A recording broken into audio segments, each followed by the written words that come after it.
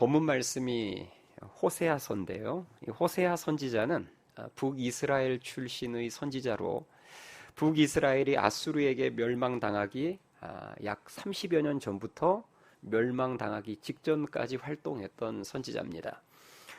그러니 북이스라엘이 멸망하기 직전에 활동했던 선지자였다는 말은 곧 호세아 선지자가 활동할 당시 북이스라엘의 죄악은 극에 달해 있을 때라는 거죠. 그래서 호세아서를 보면 당시 북이스라엘이 지었던 그 수많은 죄악들을 날카롭게 지적하고 있습니다. 오늘 본문 말씀에도 그 내용이 나오는데요. 자, 오늘 본문 1, 2절 말씀을 한번 보겠습니다.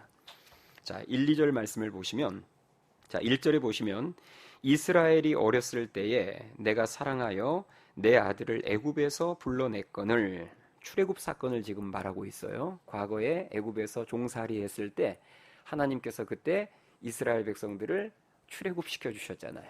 구원의 은혜를 베푸셨잖아요. 지금 그것을 말하고 있습니다. 자, 그 은혜를 받은 이스라엘 백성들이 어떤 죄를 지었는지 2절에 나오는데요. 2절에 보시면 선지자들이 그들을 부를수록 그들은 점점 멀리하고, 선지자들을 통해서 하나님이 계속 내게로 오라 내게로 오라 불렀는데 그들은 점점 하나님으로부터 멀어졌다는 거죠. 자, 그 다음 볼까요? 바알들에게 제사하며 아로새긴 우상 앞에서 분향하였느니라. 이 우상 숭배의 죄를 지금 지적하고 있습니다. 결론적으로 하나님께서 출애굽의 은혜, 구원의 은혜를 베푸셨지만 이스라엘 백성들은 그 은혜를 잊고 바알이라는 이 우상에게 제사하면서 이 우상 숭배의 죄를 계속해서 범하고 있음을 말하고 있습니다. 여러분, 이 우상 숭배가 바로 영적인 간음이잖아요. 호세아서 전반부를 보면 하나님과 이스라엘 백성들과의 관계를 부부관계로 비유해서 설명을 합니다. 하나님께서 이스라엘 백성들의 뭐가 되시고? 신랑이 되시고, 이스라엘 백성들이 거룩한 신부로 택함받은 민족인데요. 그런 이스라엘 백성이 여호와 하나님이라는 신랑이 버젓이 있는데 그 하나님 외에 또 다른 신들을 섬기는 것은 마치 결혼한 배우자를 두고 또 다른 이성과 바람을 피우는 간음과 같다는 것이죠. 그래서 호세아서를 보면 하나님께서는 이스라엘 백성들의 죄를 간음했다라고 표현을 하면서 이스라엘 백성들을 음란한 자식들, 음란한 백성들이라고 말합니다. 중요한 것은 하나님께서 이스라엘 백성들의 이 교만하고도 음란한 꼴을 정말 오랜 기간 동안 지켜보시고 계셨다는 거예요. 여러분, 이것이 얼마나 힘든 일인 줄 아십니까? 배우자가 바람을 피우는 모습을 계속해서 오랜 시간 지켜보고 있어야 된다는 것이. 우리 같았으면 진작 이혼을 했을 텐데, 배우자가 바람 피우는 모습을 한두 번만 목격해도 곧바로 관계를 끊어버릴 텐데, 하나님께서는 음란한 이스라엘 백성들을 계속 지켜보셨다는 말은 버리지 않으셨다는 거예요. 이혼하지 않으셨어요. 이 말은 그 음란하고도 한심한 꼴을 계속해서 지켜보시면서 이스라엘 백성들이 다시 여호와께 돌아오기만을 기다리고 또 기다리셨다는 말입니다. 우리는 여기서 사랑의 아주 중요한 정의를 하나 발견하게 됩니다. 고린도전서 13장에 나오는 것처럼 사랑은 오래 참는 것입니다. 여러분, 오래 참는다는 그 말의 의미를 여러분 대충 아시죠? 오래 참는다. 그 못난 꼴을 오랫동안 계속 보며 살아야 된다는 말입니다. 그게 오래 참는 거예요. 바울을 여러분이 한번 생각해 보세요. 사도 바울.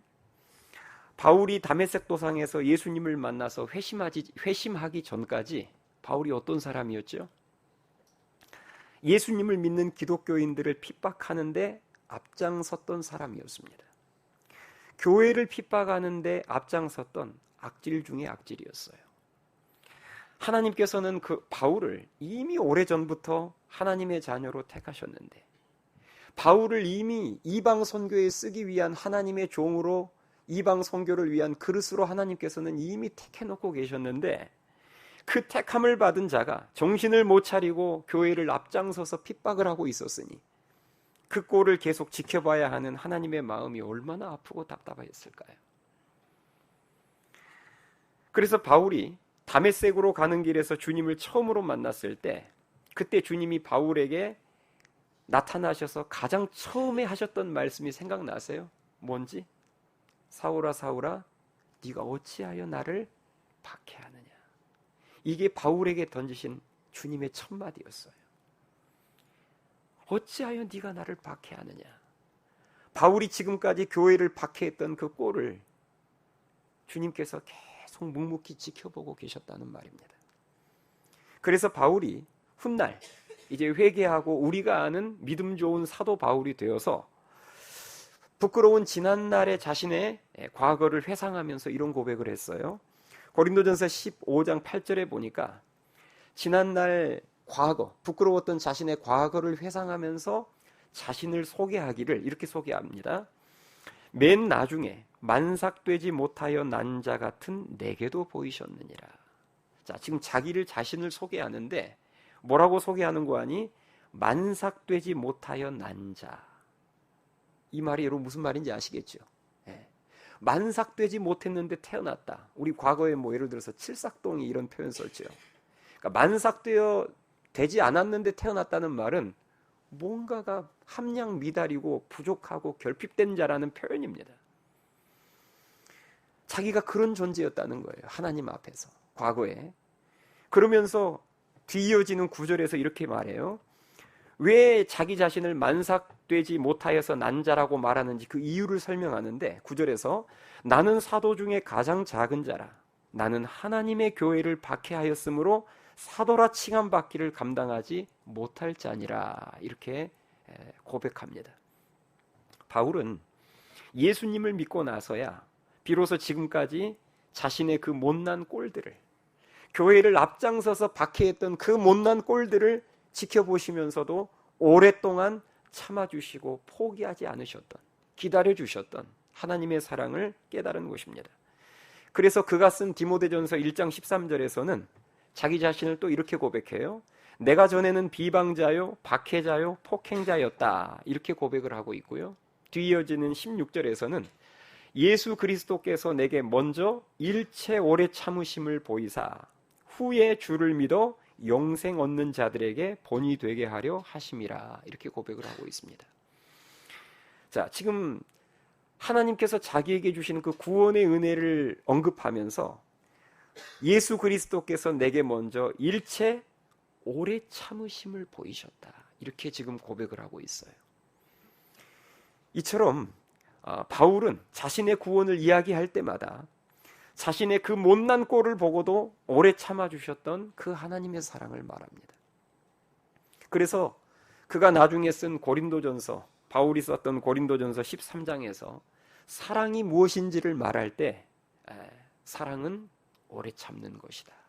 사랑은 모든 것을 참고 모든 것을 견디는 것이다 라고 말하고 있어요. 왜냐하면 그 사랑을 자기가 먼저 경험해 봤기 때문입니다. 제가 이렇게 집에서 자녀들을 키워보고 또 교회에서는 성도들을 영적으로 양육하는 목회를 하면서 제가 깨달은 것 중에 하나는요. 자녀 양육에 있어서도 목회에 있어서도 정말 중요한 것은 그 꼴을 계속 지켜보면서 참고 또 참고 기도하며 기다리는 것이라는 사실입니다.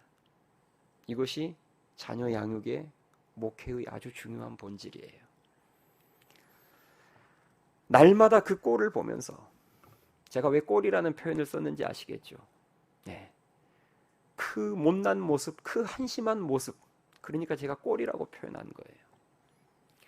날마다 그 꼴을 보면서 얼마나 잘 버티느냐의 싸움인 것입니다.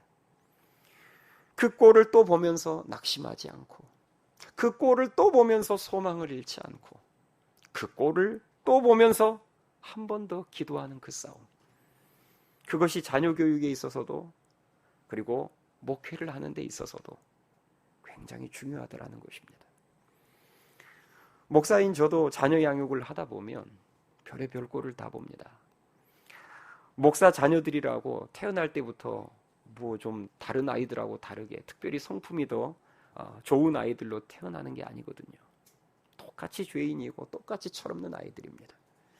부모의 말을 듣지 않고 이런저런 죄를 짓고 심지어는 아버지가 목사인데 저한테 하나님이 안 믿어진다, 나 하나님을 믿기 싫다라고 엄포를 놔요.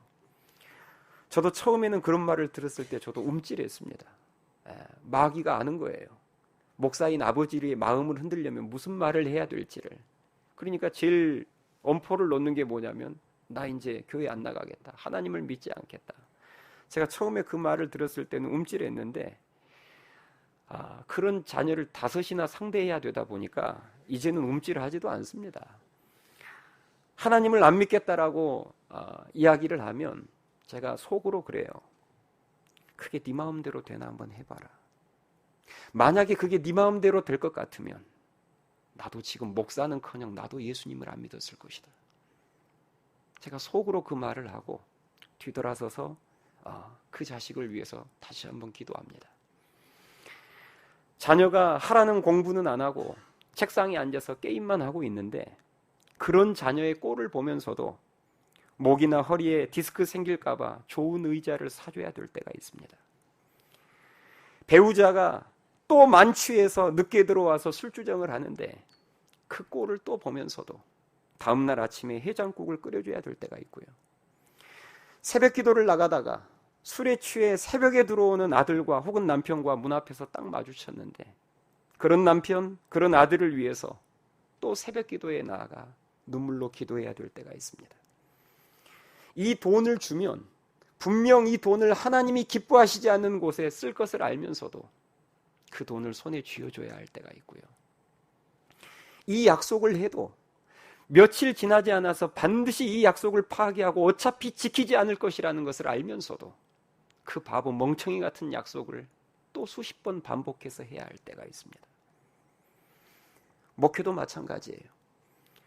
신앙이 잘 성장하지 않는 5년, 10년을 가르치고 기도했는데 신앙이 전혀 자라지 않는 것 같은 그 성도의 그 꼴을 계속 지켜보면서 목사라고 왜 하고 싶은 말이 없겠어요? 하고 싶은 말이 턱 밑까지 차오를 때가 있는데도 그것을 꾹 참고 뒤돌아서서 기도해주며 기다려주는 것이 목회입니다. 저는 목회를 하다가 힘이 들 때가 있어요. 은혜가 넘치고 신날 때도 있지만 목회라는 것이 항상 승리하는 것만은 아니고 저 역시도 항상 성령으로 충만해 있는 것은 아닙니다. 저도 목회를 하다 보면 때로는 낙심이 되고 지칠 때가 있어요. 그러면 그때 제가 읽는 성경 말씀은 출애굽기나 민수기를 많이 읽습니다.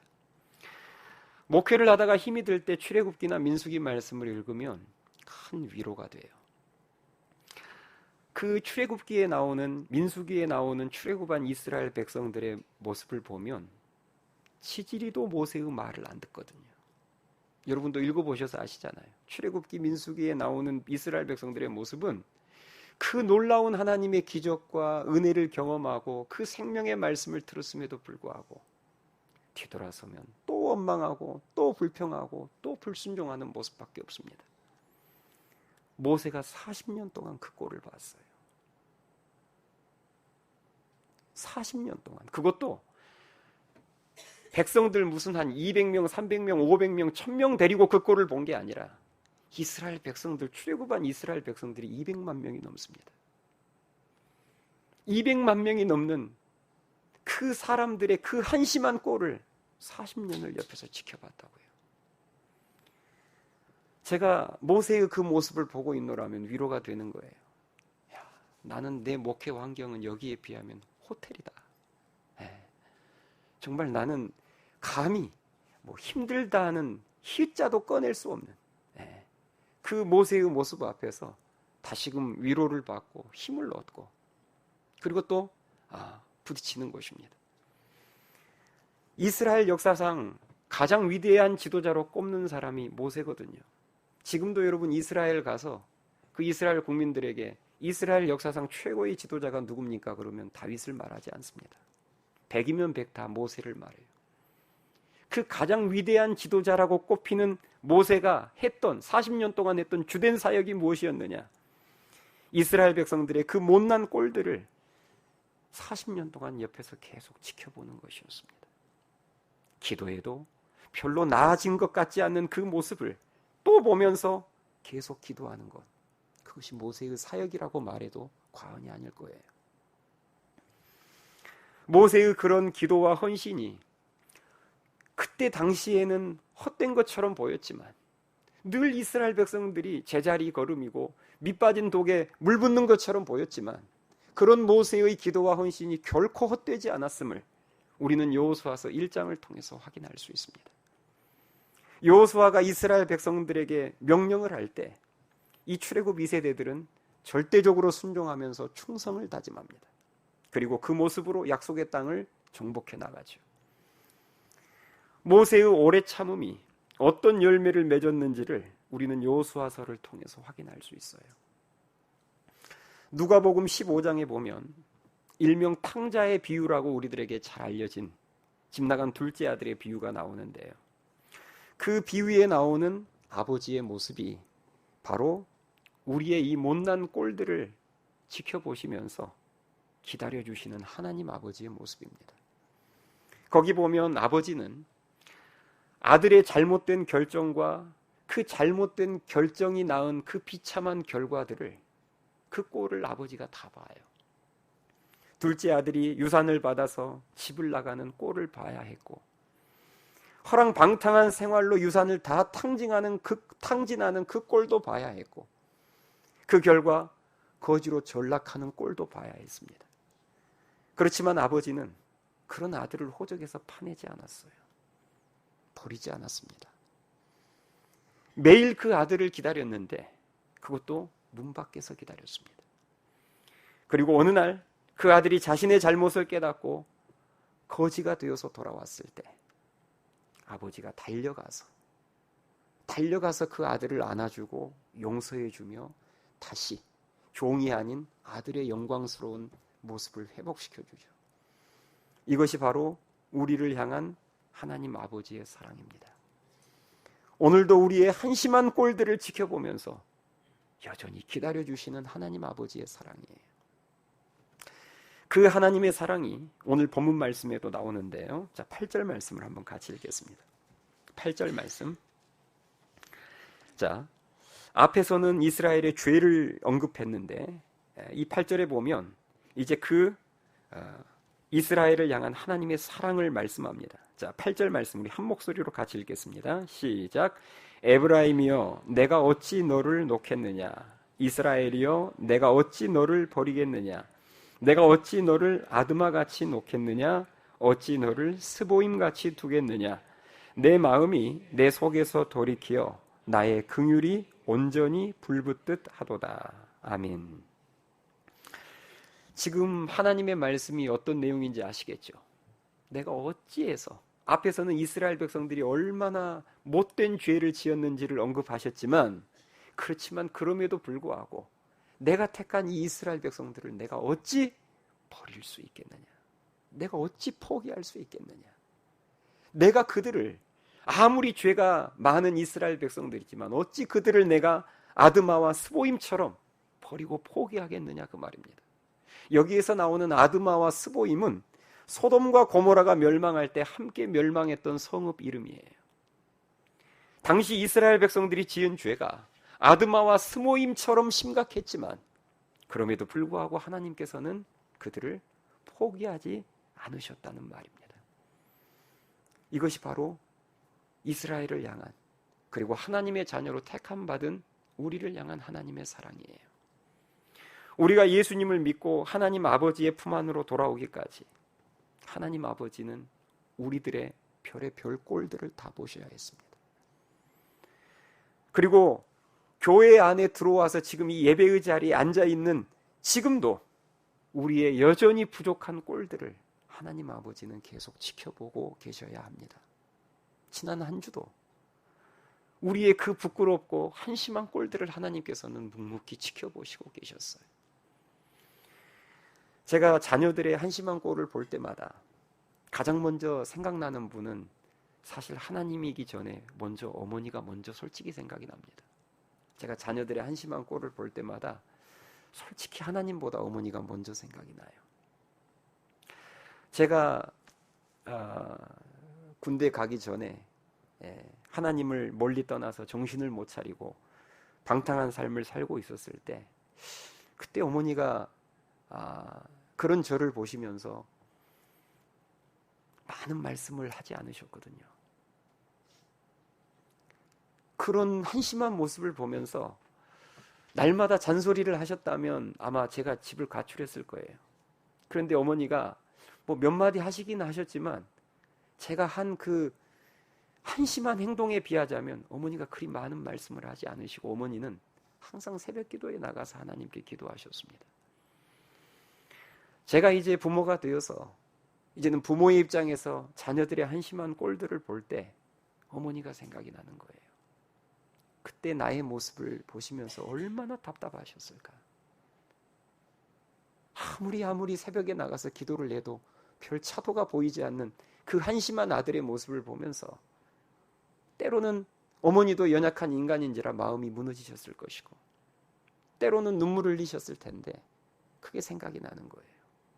그리고 그 다음으로 생각나는 분이 바로 하나님이십니다. 예수님을 믿기 전에는 물론이고 예수님을 믿고 목사가 된 후로도 저의 부족하고도 한심한 꼴들을 하나님께서 참 많이 보실 텐데 여전히 참아주시고 기다려주시는 그 하나님을 생각하지 않을 수 없는 거죠. 마포구 합정동에 가면 100주년 기념교회라고 있는데요. 그 교회를 담임하셨던 이재철 목사님의 간증을 제가 굉장히 오래전에 거의 한 20년도 좀 더 되는 굉장히 오래전에 카세트 테이프로 제가 그 간증을 들은 적이 있습니다. 지금은 뭐 이렇게 유튜브에 간증 영상들이 너무 많이 잘 올라와서 쉽게 접할 수 있지만 그때는 뭐 카세트 테이프로 이렇게 간증을 접하는 경우들이 많았으니까요. 이 시간에 그 간증을 제가 소개해드리면서 오늘 말씀을 마치고자 합니다. 이재철 목사님은 원래 사업을 하셨던 집사님이셨습니다. 전형적인 썬데이 크리스천으로 무늬만 집사였던 분이셨는데요. 이것은 제 평가가 아니라 간증에서 자기 자신의 고백입니다. 젊은 날 사업이 꽤 잘 되다 보니까 세상적인 성공 속에서 아주 허랑방탕한 삶을 살았다고 합니다. 매일처럼 술을 마시고 늦은 시간에 귀가를 했고 어쩌다가 일찍 귀가하는 날은 옆에 술친구들이 있었다고 합니다. 술친구들을 데리고 불쑥 집에 쳐들어오니 아내 되시는 분이 여러분 얼마나 힘들었겠어요. 처음 결혼할 때는 교회 다니는 집사라고 하니까 신앙이 괜찮은 줄 알고 그렇게 결혼을 했는데 막상 결혼을 해서 보니까 완전 탕자 같은 남편이었던 거예요. 이재철 목사님이 고백하기를 어떤 때는 술을 마시다가 아내를 술집으로 호출해서 노래를 시켰다고 합니다. 대학 다닐 때 성악을 전공했던 아내의 노래 솜씨를 술친구들에게 자랑하기 위해서 객기를 부린 거예요. 더 놀라운 것은 그런 말도 안 되는 무례한 남편의 요구에도 아내 되시는 분이 단 한 번도 거절한 적이 없고 화를 낸 적도 없었다는 거예요.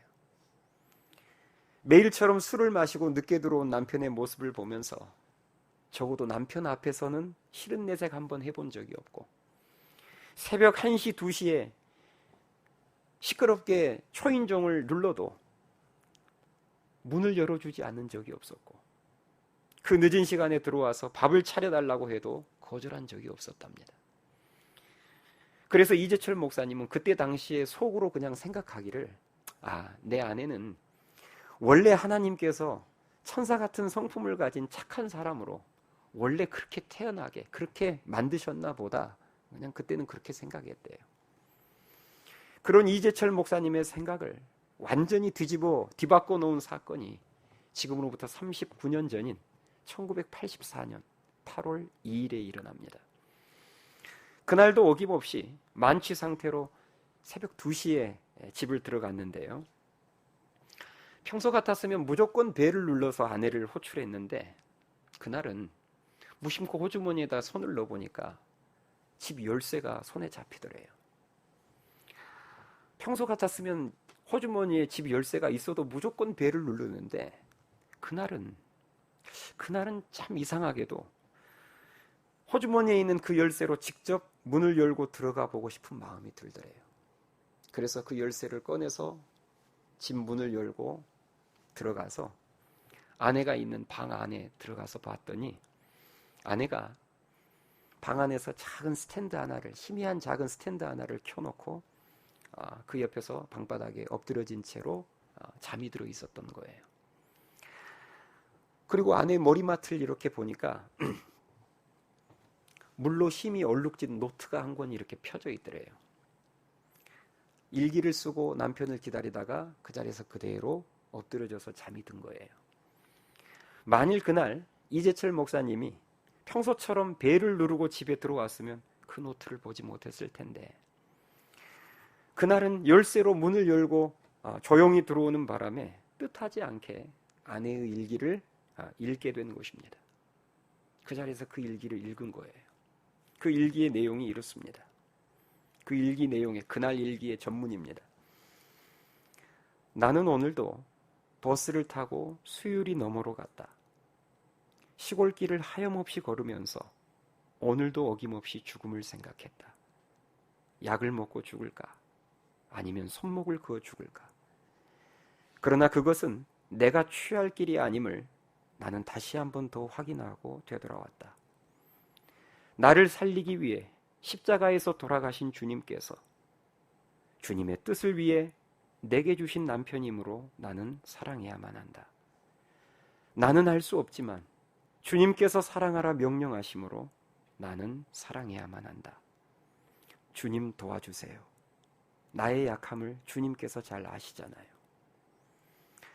이재철 목사님이 당시 이 글을 읽을 때 마음과 귀에서 지금까지 들어본 적이 없는 큰 북소리가 들렸다고 합니다. 그 북소리는 실제 북소리가 아니라 큰 깨달음이 주는 큰 마음의 울림이었어요. 그 깨달음은 아내가 천사가 아니라 매일 죽음을 생각하는 사람이었다는 것과, 그런 아내가 자신을 사랑하는 것은 자신이 좋아서가 아니라 주님 때문에, 주님이 주신 사명 때문에 사랑했던 것임이 깨달아지면서 태어나서 처음으로 주님의 사랑을 아내를 통해서 느꼈다고 합니다. 모태신앙으로 태어나서 그동안 수많은 목사님들의 설교와 성경을 통해서 사랑이라는 말을 귀가 닳도록 들었는데, 그런데 듣긴 했지만 단 한 번도 가슴으로 느껴보지 못하고 경험해 보지 못했던 그 주님의 사랑을 그날 아내의 일기를 읽으면서 경험했다는 거예요. 그 경험이 이재철 목사님의 삶을 180도 뒤바꿔 놓았다고 간증하셨습니다. 아내가 자신과 함께 사는 것을 정말 힘들어하고 싫어했는데, 그럼에도 불구하고 자신을 하나님이 주신 남편으로 인정하고 그런 남편을 사랑하며 사는 것을 사명으로 여기며 순종해 주었다는 거죠. 그 순종이 남편의 삶을 송두리째 바꿔놨고, 그렇게 변화된 남편은 목사가 되어서 수많은 성도들의 삶이 아름답게 바뀌는데 귀하게 쓰임을 받았습니다. 내 옆에 있는 한 사람을 변화시키는 것이 세상을 변화시키는 것인데, 그것을 위해서 우리에게 필요한 것은 그 한심한 꼴을 또 보면서도 포기하지 않고 낙심하지 않고 기도하며 인내하고 또 인내하는 것입니다. 바라기는 지금까지 우리의 그 한심한 꼴들을 지켜보시면서도 단 한순간도 그런 우리를 포기하지 않으시고 기다려주신 하나님의 사랑을 기억하면서 이제는 우리도 그 오래 참는 사랑으로 내 곁에 있는 예수님을 믿지 않거나 믿음이 연약한 부모님을, 배우자를, 자녀들을 섬기는 그 사명의 길을 묵묵히 끝까지 걸어가는 사명자들이 될 수 있기를 주님의 이름으로 축원합니다. 이 시간에는 찬양하실 때 우리가 찬양을 부르는 게 아니라 오늘은 좀 찬양을 듣겠습니다. 이 시간 함께 들으실 찬양은 여러분이 이미 듣고 아시는 분도 있으실 것이고 처음 듣는 분도 있겠지만 하나님의 열심이라는 찬양이에요. 하나님께서 우리에게 하시는 속삭이시는 그 말씀을 찬양으로 만든 곡인데요. 가사의 내용에 집중하시면서 들으시면 제가 오늘 왜 이 찬양을 택했는지 아실 것입니다. 함께 보시겠습니다.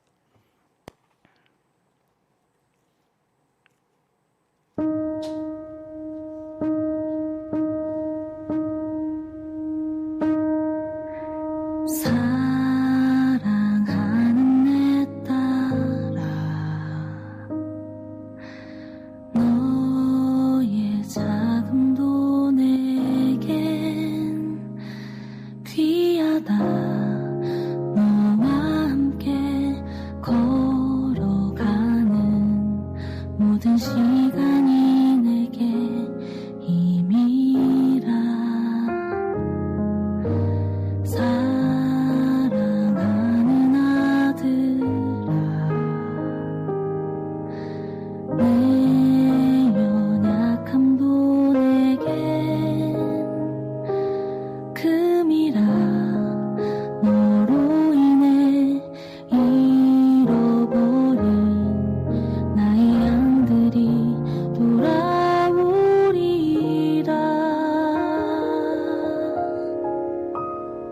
조금 느린 듯해도 기다려주겠니?